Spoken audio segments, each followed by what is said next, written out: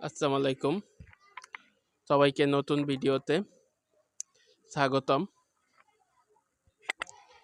আজকে আমরা বিষয় নিয়ে আলোচনা করব, তা হচ্ছে বাংলাদেশের অর্থনৈতিক চমৎকার বিষয়ক আলোচনা। আপনারা ইতিপূর্বে জানেন যে আমাদের আয়কর থেকে 7.5% মতন ইনকাম ট্যাক্স, যেটা 15% হলে মনে হয় আমাদের আবার আপনার নতুন একটা ইউএনডিপি ইসরায়েল এবং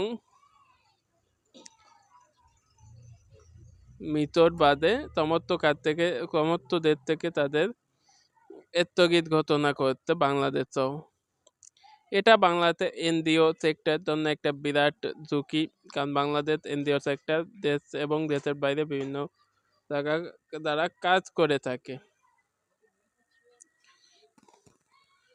আবার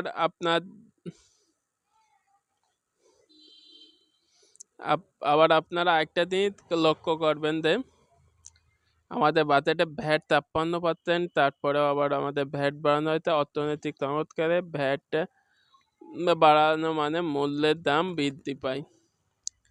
আমাদের রিজার্ভ কিন্তু অতটাই যে একেবারে ঘাটতি তা না, আমাদের রিজার্ভের ঘাটতি ছিল প্রায় 6-7 মাসের রিজার্ভ থাকলে সেটা সুষম রিজার্ভ, কিন্তু আমাদের 4-5 মাসের ছিল, এখন 6-7 মাসে চলে যাচ্ছে। আমাদের এই মুহূর্তে ভ্যাট বাড়ানো অর্থনৈতিক চমৎকারের ক্ষেত্রে এটা খুব একটা কার্যকারী পদক্ষেপ নয়।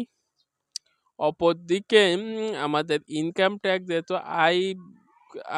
আয়কর দেয়া এবং আয় এর উৎসে লোকজন যেহেতু রয়েছে, যেহেতু এত জনসংখ্যা, এত হিউজ ইনকাম সেক্টর থাকা সত্ত্বেও আমাদের আয়কর কেন 7.5% থেকে নেওয়া হয়। এটা যদি বেড়ে আপনার 11-12 বা 13 ভিতর রাখা যায়, তাহলে মনে হয় আমার কাছে যুক্তিযুক্ত হবে। অপরদিকে ভ্যাট থেকে 56% থেকে কমিয়ে যদি 40-এ আনা যায়, এটাও একটি যুক্তিযুক্তভাবে পদক্ষেপ নেওয়া যায়। আবার অন্যদিকে আমরা লক্ষ্য করি যে আমাদের অর্থনৈতিক সংস্কারের যে পদক্ষেপগুলো ছিল, তা হচ্ছে আমাদের আয়কর, ভ্যাট হচ্ছে ভ্যালু অ্যাডেড ট্যাক্স, মূল্য সংযোজন কর।